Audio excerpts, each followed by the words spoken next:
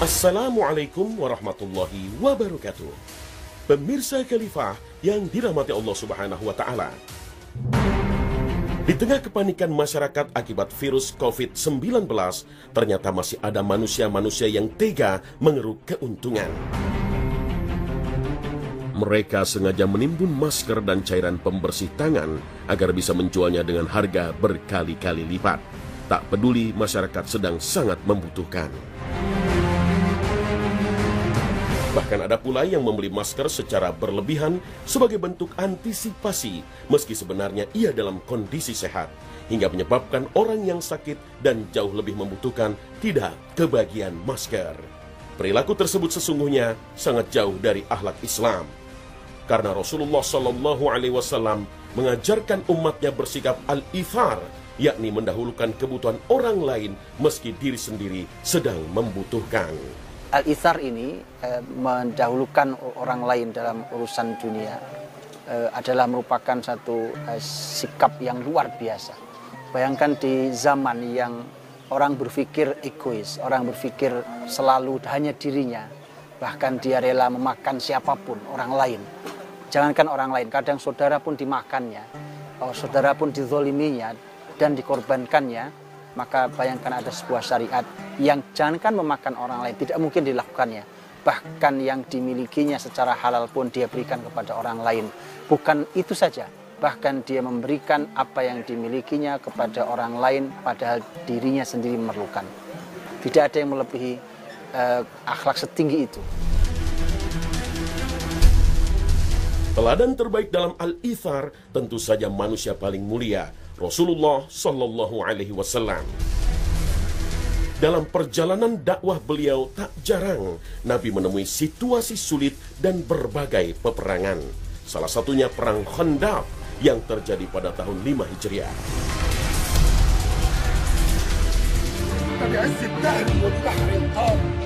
Perang Khandaq terjadi karena adanya koalisi Yahudi dengan kafir Quraisy untuk menyerang kota Madinah. Rasulullah pun memutuskan bertahan di Madinah. Sebagai cara untuk mempertahankan diri dari peperangan, Rasulullah memerintahkan kaum muslimin untuk menggali parit di sekeliling kota Madinah. Strategi ini dicetuskan oleh sahabat Salman Al-Farisi radhiyallahu anhu. Namun tak mudah untuk menggali parit di tengah kondisi kota Madinah yang sangat dingin, sementara persediaan bahan makanan juga sangat sedikit.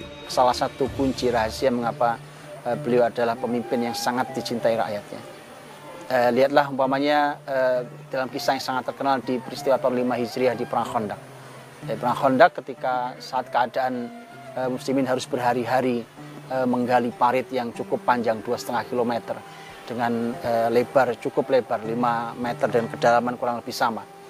Di saat seperti itu keadaan dan kemudian masyarakat muslim saat tidak punya makan dan lapar, maka kemudian ketika sahabat mengeluh karena Nabi membuka perutnya dan ada satu batu yang menahan perutnya, mengikat perutnya karena saking laparnya, maka Nabi SAW tersenyum dan kemudian mengangkat perutnya dan terbuka ada 2 batu di perut beliau Sallallahu Alaihi Wasallam. Tidak ada keegoisan di dalam diri Rasulullah, apalagi mementingkan diri sendiri. Padahal, sebagai pemimpin, Rasulullah bisa saja memerintahkan sahabat untuk mencarikannya makanan, meski hanya sebagai pengganjal perut. Namun hal itu tidak beliau lakukan. Di saat rakyatnya lapar, rakyatnya kesulitan, maka beliau ternyata ketika belum bisa memberikan solusinya, tapi beliau ikut bergabung bersama dalam kesulitan, bahkan beliau lebih sulit dan lebih mendahulukan orang lain dibandingkan dirinya sendiri. Kalau sedang ada berbagi makanan umpamanya, daging kambing yang dipotong umpamanya, maka Nabi membagi kepada para sahabatnya dan beliau menjadi orang terakhir yang mengambilnya. Pelajaran tentang ithar juga pernah diberikan oleh Rasulullah SAW kepada sahabat Abu Hurairah radhiyallahu anhu.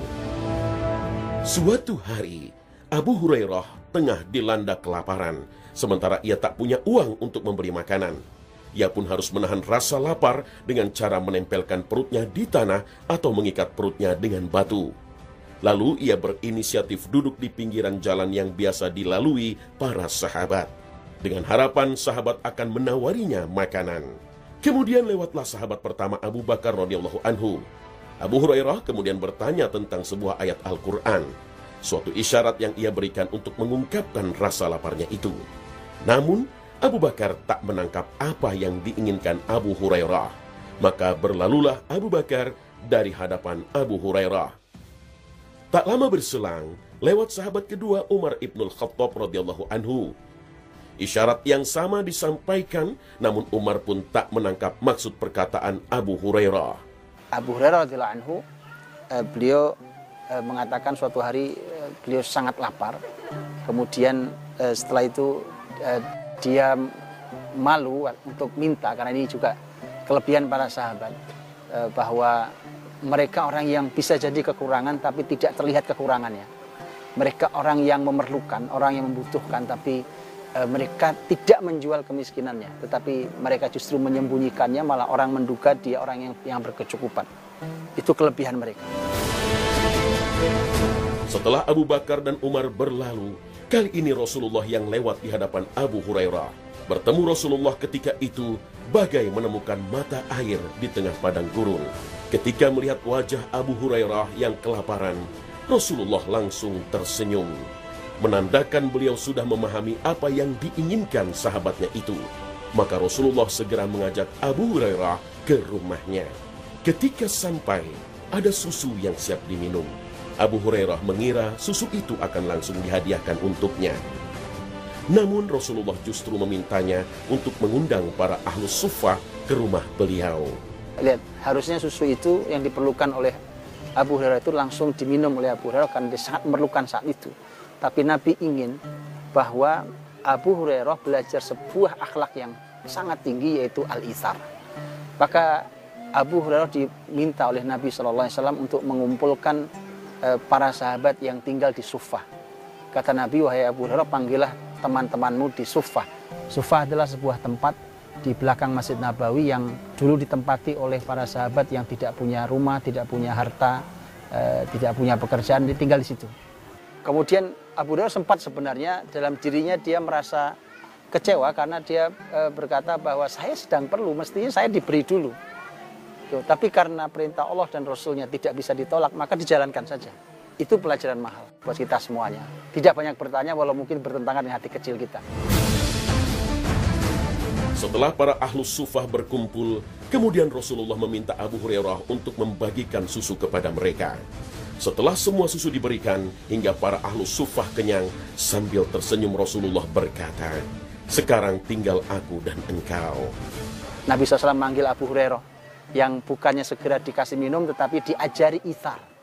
Kamu memang sedang perlu, tapi ada orang lain yang juga perlu, maka berikan walau dirimu perlu. Maka kemudian Nabi SAW setelah semua selesai, maka Nabi manggil Abu Hurairah, kata Nabi, tidak ada yang tersisa kecuali aku dan kamu. Dari pelajaran luar biasa, tidak ada yang tersisa kecuali aku dan kamu.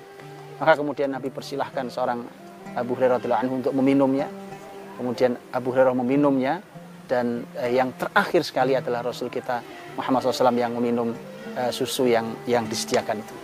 Jadi ini adalah contoh tertinggi langsung dari manusia paling tinggi, paling mulia, itu Rasulullah SAW tentang sebuah akhlak yang sangat mulia, yaitu al-ithar. Pemirsa Khalifah, teladan Rasulullah SAW untuk mendahulukan kepentingan orang lain dari diri sendiri tak hanya diikuti oleh para sahabat, tapi juga istri beliau Aisyah radhiyallahu anha.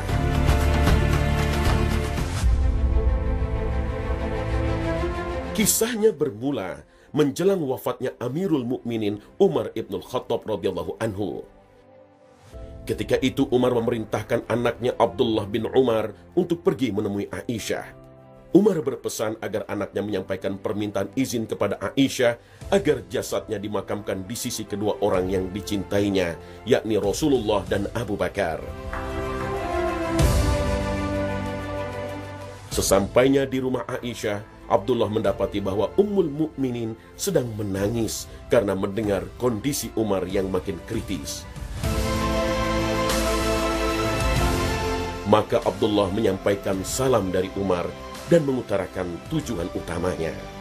Kemudian Aisyah menanggapi permintaan Umar itu dengan mengatakan, sebenarnya aku ingin tempat itu menjadi tempat peristirahatan terakhirku.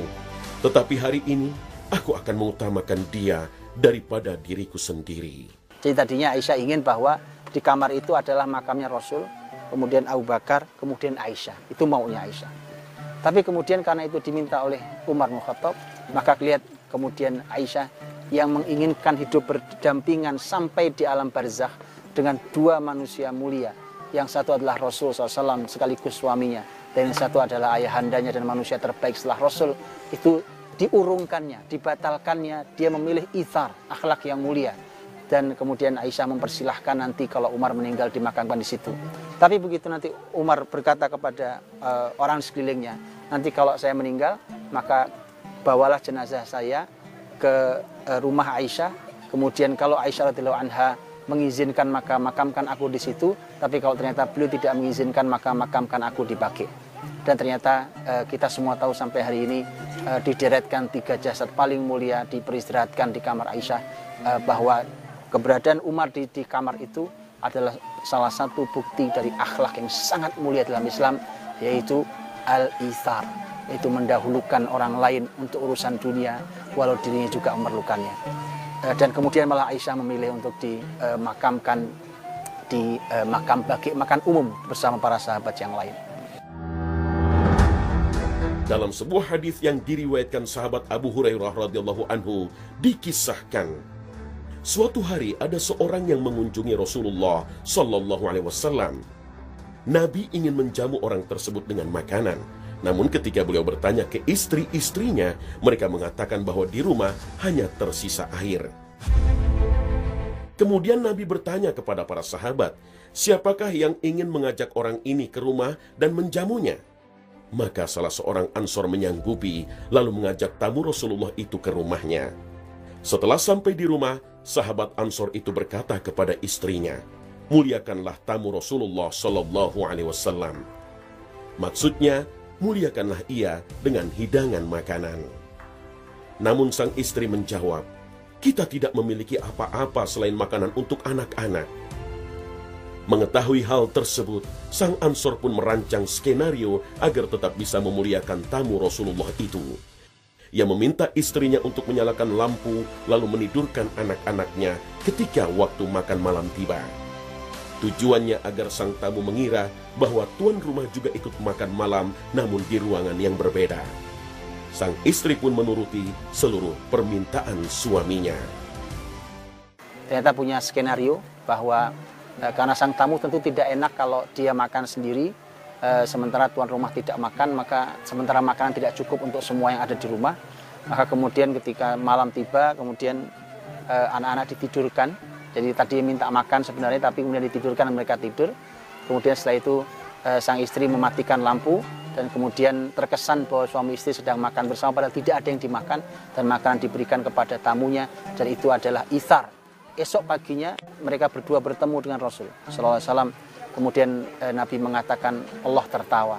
Dhahikallah, Allah tertawa melihat apa yang kalian kerjakan, kalian berdua kerjakan pada waktu tadi malam. Jadi Allah menyaksikan itu. Walau dia dilakukan dalam kegelapan malam, walau dia dilakukan tidak ada yang melihat, tidak ada yang menyaksikan, maka Allah pasti akan melihat kebaikan itu, dan tidak ada kebaikan yang tidak dibalas dengan kebaikan. Pengorbanan dan sifat ithar yang ditunjukkan keluarga Ansor di Madinah ini sampai Allah puji di dalam surat Al-Hasyr ayat 9. Allah memuji sifat indah mereka yang rela mendahulukan orang lain atas diri sendiri. Mereka tidak kikir terhadap apa yang dimiliki ketika datang perintah Allah dan Rasul-Nya, sehingga mereka melaksanakannya dengan tulus, sukarela, dan memberi dengan lapang dada. Inilah yang kemudian mengabadikan kemuliaan orang-orang penduduk Madinah yang Allah abadikan dalam surat Al-Hasyr. Walladzina tabawwa'ud dara wal imana min qablihim yuhibbuna man hajara ilaihim wa la yajiduna fi sudurihim hajatan mimma utu wa yu'thiruna ala anfusihim walau kana bihim khassasah wa may yuqa shuhha nafsihi fa ulaika humul muflihun. Orang-orang yang menempati negeri, yaitu menempati kota Nabi SAW, dan menempati iman. Ini orang yang disebut memiliki iman yang luar biasa. Mereka adalah orang-orang yang memiliki sifat-sifat yang sangat mulia. Yang pertama adalah mencintai siapapun yang pindah ke negeri mereka, mencintai orang yang hijrah kepada mereka. Kemudian mereka tidak memiliki kepentingan apapun saat memberi kepada orang lain. Bahkan lebih dari itu, mereka mendahulukan orang lain dalam urusan dunia walaupun mereka sendiri memerlukannya. Dan kemudian penutupnya adalah siapa yang menjaga dirinya dari sifat kikir, maka mereka adalah orang-orang yang beruntung. Rangkaian kisah ini menunjukkan bahwa Islam mengajarkan kita untuk memelihara akhlak mulia al-ithar. Mendahulukan orang lain dalam hal yang bersifat duniawi dan bahkan rela mengorbankan apa yang dimiliki dengan hanya mengharap ganjaran dari Allah. Imam Al-Ghazali bahkan menyebut al-ithar adalah tingkat kedermawanan paling tinggi yang dimiliki seseorang.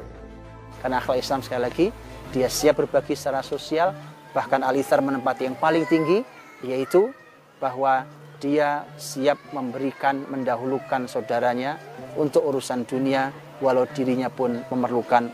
Dan itu adalah merupakan sikap yang sangat mulia, dan masih sangat banyak contoh lagi yang lainnya, karena itu selalu merupakan corak generasi terbaik. Karena Nabi SAW pernah mengatakan bahwa salah satu ciri zaman terbaik adalah, kata Nabi, sedikit orang yang meminta, banyak orang yang memberi. Itu salah satu ciri generasi zaman baik. Zaman yang buruk sebaliknya, sedikit yang memberi dan banyak yang meminta. Pelajaran yang sangat mahal untuk kita. Semoga itu menjadi mulia buat kita semuanya. Belajarlah untuk berbagi, memberi. Bahkan karena nanti masih ada akhlak yang paling tinggi, yaitu al-ithar, yang harus kita miliki untuk belajar berbagi kepada orang lain, mendahulukan orang lain walau kita memerlukannya. Assalamualaikum Pak Ustadz.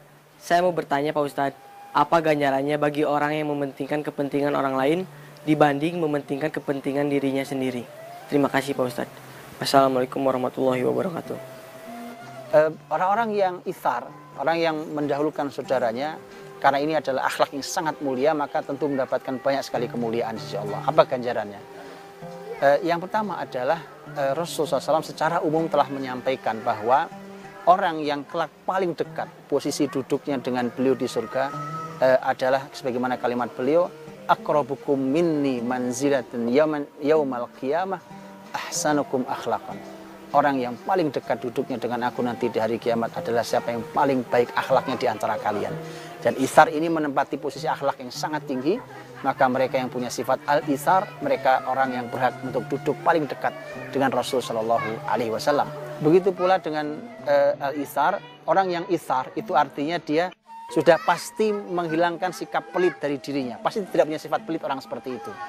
Maka itulah mengapa penutup ayat di surat Al-Hasyr tentang al-ithar, Allah berfirman, wa may yuqa syuhha nafsihi faulaika humul muflihun.